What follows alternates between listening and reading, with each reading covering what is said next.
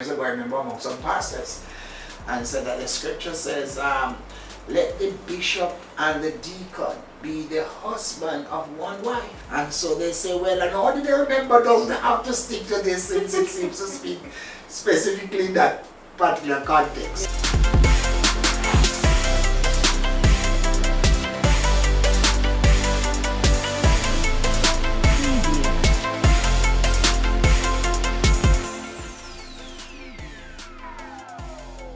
Welcome once again to the New Foundation Christian Ministries B1 Marriage Ministry video podcast. I am your host Donald McFarlane, and with me I have the very lovely your co-host Natalie Irving Mattox. I just want to thank our viewers again. Please remember to subscribe to our YouTube channel at New Foundation Christian Ministries and like us on Instagram at B1 Marriage Ministries and follow us on Facebook at New Foundation Christian Ministries. I also want to send anniversary greetings to some of our really loyal friends, loyal viewers. Yes. Zanya and Warren Henlan. Yes. They celebrate their anniversary on November 9th, and our own pastor Clayton Calvin and Sherna Calvin celebrate on November 26th. Well, so that constitutes the section of those celebrating a milestone. I don't know that the pastor may. How long now have they been married? I don't think it's not sure. Well, let's not guess and then they hold us accountable for that. Yeah, but longer than the birth of the older son. Yes. Very interesting. But here we are to continue engaging our viewers and listeners as we take the home stretch on this very interesting discourse of monogamous relationship. Sometimes a kind of conflicting views, as is consistent, I dare say, I find in my life in just about any and everything that you seek to talk about. There are divergent views on the matter. That's right. Yeah, but and somebody might say, well, certainly no difference with marital relationship. Natalie, we come from a worldview, and that's where we'll stick to. Yes. In terms of one man to one woman, yes, faithful in a marriage relationship. But there are other places and religion where not only is it legally accepted and also supported in faith, the Muslim religion, that one man can have multiple wives, polygamy, better said in that context. Yes. But we are not really going to expose on those views. Right. We are talking from our worldview that is informed from the scripture. Yes, and our own moral stance. Yes. Yes. I don't know if you are prepared to say you have grown up around the church and hear these teachings, whether by oral tradition or you have gone to deep theological research. How is it that the church would have informed your position that you embrace this? Yeah. Any referencing? Well, of course, the scriptures are there to support it, as Yes. you said. And I mentioned that my own morality, so growing up in the church, of course, that helps. So that helps you to recognize the importance of, having one husband, being in a faithful relationship. But also from a personal view, it helps me to stay focused. Okay. Having one partner, also from not just spiritually, but when you look at it from even a health perspective, faithfulness, having one partner who you can trust, may prevent you from getting STIs or, other sexual transmitted infections. So I look at it from a more holistic perspective, I would say. If one make a quantum leap into the New Testament and talk about should be the husband of one wife. But very interesting too, there's a joking reference of that some years ago, I remember among some pastors, and said that the scripture says, let the bishop and the deacon be the husband of one wife. And so they say, well, and how did they remember doesn't have to stick to this, since it seems to speak specifically in that particular context. Yes. But we are beyond that, certainly, and believe in the monogamous relationship as it relates to the church. And sometimes we are guided, not that it necessitates this, but in terms of just referencing the challenges of multiple wives, if no less a situation like that of Hagar and Sarah, though Hagar was not quote unquote married in that way to Abraham, but there's a conflict after Sarah could not have child, and then Hagar fulfilled that, and then it caused conflict, as you know. And whether it's be the Penina and the Hannah story, same thing about child rearing and so on. So those sometimes make big stories in terms of the downside of multiple partners and so on. Yes. But we get back to conservative discussion on the matter of the monogamous relationship. Here we go. Can we then, as we go down the home stretch, I said earlier, Natalie, look at some causal factors that challenge faithfulness, or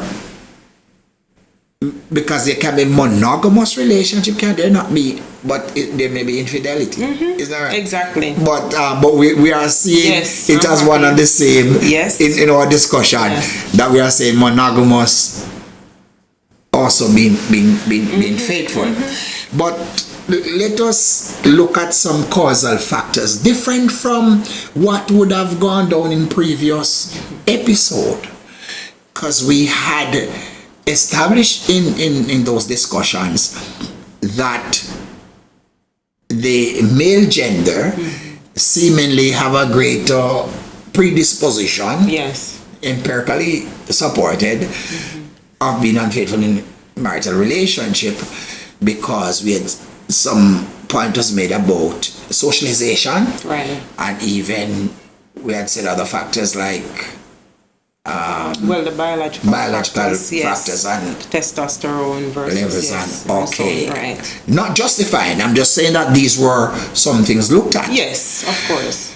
But coming beyond that, in a relationship, marital relationship, want us to look at some other factors that could contribute to challenges in the relationship and create openings for alternative behavior, if I put it that way. Yes. Can we not look at that? Yes, let's look at that, because it sometimes you speak about this, it sounds easy. It is easier said than done to maintain monogamy. Yes. And sometimes we shy away from talking about it, but that's the reality. Yes, as Christians we want to maintain that view, but there are the infidelity does come in to play, and there are factors, as you've said, that have contributed tremendously. Yes. And so, for example, apart from sometimes it's really indiscipline.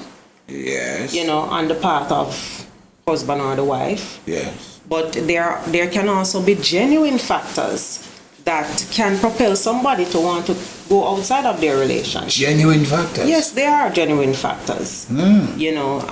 For example, at work, you may have a friend at work, you work closely with, who compliments you every day. You perhaps don't get that at home, and sometimes it sounds simple, when you say, oh, compliment you, what is that? But for us as women, we like to feel good about ourselves. We like to we like to be encouraged, to feel good and to look good. And sometimes the truth is, some husband, Bishop, though it sounds simple, they do not do it.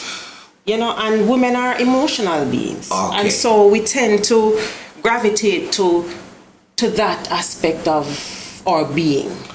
You know? Okay.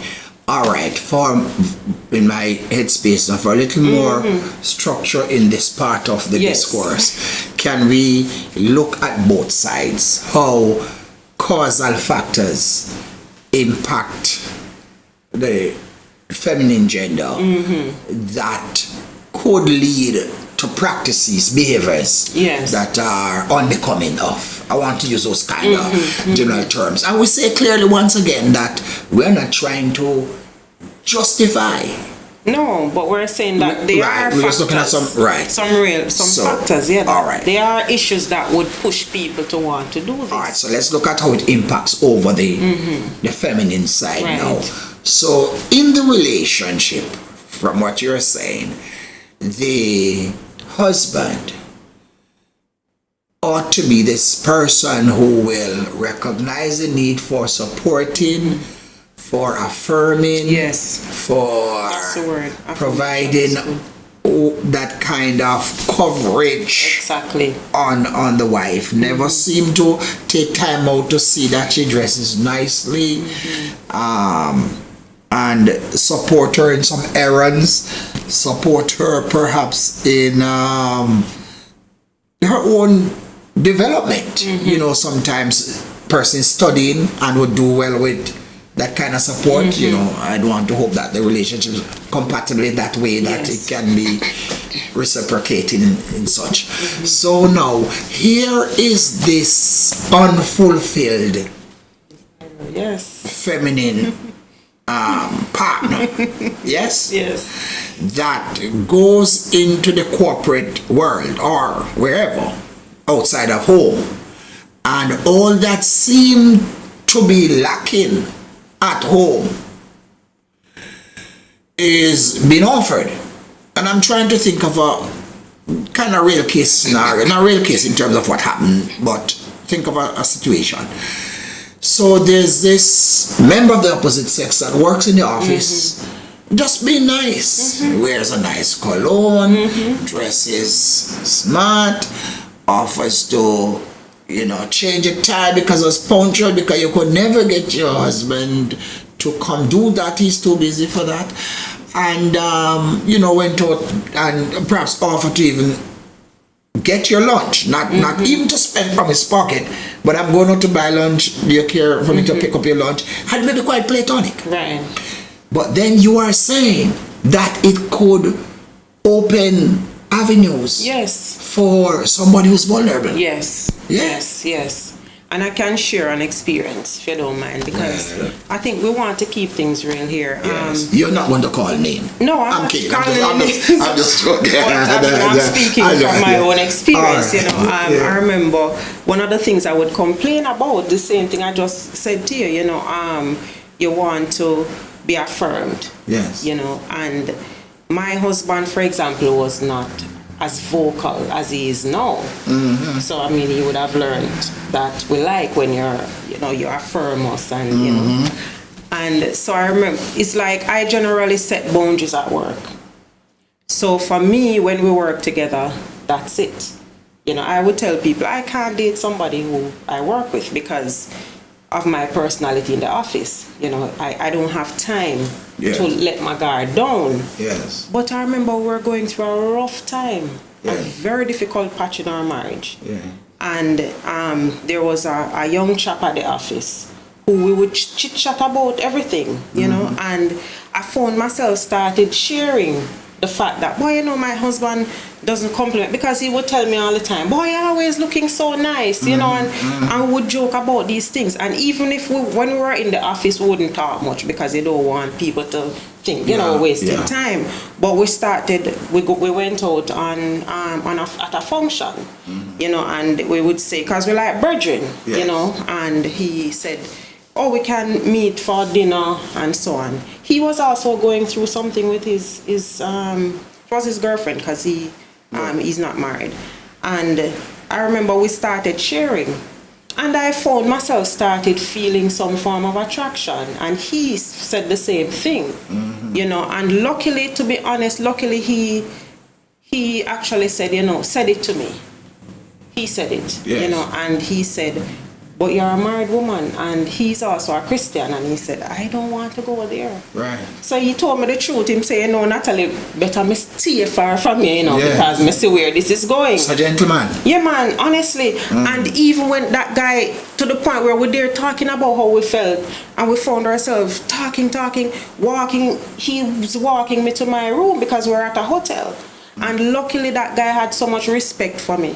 Yes. That he said, you know what, I have to back off. Yes. Because I find myself becoming attracted to you. I would tell you I could never have a relationship at work, but I found myself feeling like, when he said that, I felt like, oh yeah, and I started telling him the same thing here. I found myself, and then we're like, So luckily he was a ladies' gentleman, and I have to give him a lot of credit for that. So Natalie, you obviously are an open person. I am. Meaning here now, all this is known to your husband. Yes, it is.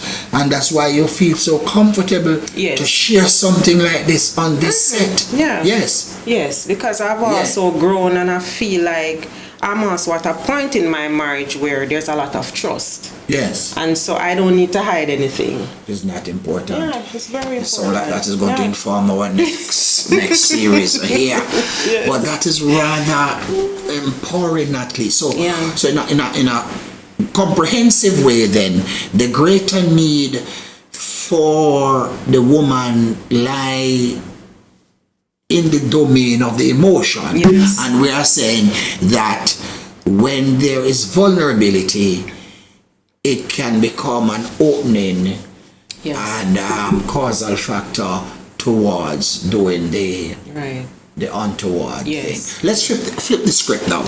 And we are looking, because men have needs too. The women are emotional. Yes. And when I say needs, I don't even want to talk about the obvious need that it is believed that most men are about. Yes. What, that men want more sex than everybody else? I want to even move away from that, because men are really more than that, I believe. I agree. I'm talking about now even respect. I've heard that come up in our Be Marriage ministry, about care, for example. He'd want to have an expectation where his wife show some care in terms of his meals, in terms of, and I'm not even talking, I'm being very careful here, I'm not trying to stereotype women to believe that they must be the persons who cook all the time. Right. You know, by the way, I'll just pause because I want to pass on information certainly from where I come and learn, because I don't believe that there should be the stereotyping of roles and responsibilities in a marital relationship. Far past are the days when the woman deal with the house issues and the men outside. Some men are just greater cooks than their wives. And why not cook if you're like that? Right. Or if you iron, or you spread the bed, or whatever you do. Yes. But come back to it, the need for some affirmation, some appreciation, some respect. Yes. And so that he is not getting as he should from home. Exactly. So he comes in the office, he could very well be the boss. Could be, yes. It could be the attendant. Yes. But the attendant is so attending, nice. for want of a better so word. Respectful. Yes. And yes. And you're seeing that posing a problem. Yes. Sometimes. It does. And you said it, men, especially if they are struggling with a particular issue, like a power issue at home. And you said it, your office attendant who perhaps is not at the same level perhaps as your spouse, and may see you at a particular level, so would have a certain level of respect for you that you perhaps do not pick up from your spouse. And so you will start enjoying that as a man. You'll start saying, but why isn't my wife, more respectful to me? The office attendant asks you for, do you want me to buy your lunch, for example? Would you like me to take this for you? She starts showing you that appreciation, that respect, that care that you don't get from your wife. And so these things, men will start to gravitate towards that, and this can pose a serious challenge for the man. And sometimes even a helper, for example, this happens so often. This is like a general, it doesn't matter the country. You hear from time to time helpers and your spouse get involved because of the same reason. You feel more respected. This is a person providing your meals, and that is why some women like me will tell you, I don't want a helper to cook for my family necessarily. I prefer to do that because I want to still feel like I'm caring for my spouse, because my husband like when I cook. So I don't want a helper to cook for me, and it's not because I don't trust my husband or I don't think that he has the discipline, but I want him to feel like I still, I still can get your food done, and here we are. We are agreeing on the fact that monogamous relationship is a perspective that we hold dear, and it is very authentic from the biblical support that we embrace. And we also believe that things will go awry in some instances when care is not taken, and persons end up in positions like these. But we agree and believe that there is healing for the greatest transgression. This is the New Foundation Christian Ministries coming to you on the B1 Marriage Ministry video podcast. We hope you have really enjoyed this discourse, and Natalie momentarily is going to tell you how to keep in touch as you share your views with us. Thank you so much, Bishop. I want to thank our viewers again for tuning in each week. Remember to subscribe to our New Foundation Christian Ministries, and on Facebook at New Foundation Christian Ministries, and also remember to follow us on Instagram at B1 Marriage Ministry. I want to thank our resident producer George Malcolm Walker, our program development coordinator Damian De Aguilar. I also want to shout out our sponsor Mattox Health and Fitness, who has been diligent each week to ensure that our podcast is successful. Thank you all for watching. Goodbye. Next time. See you.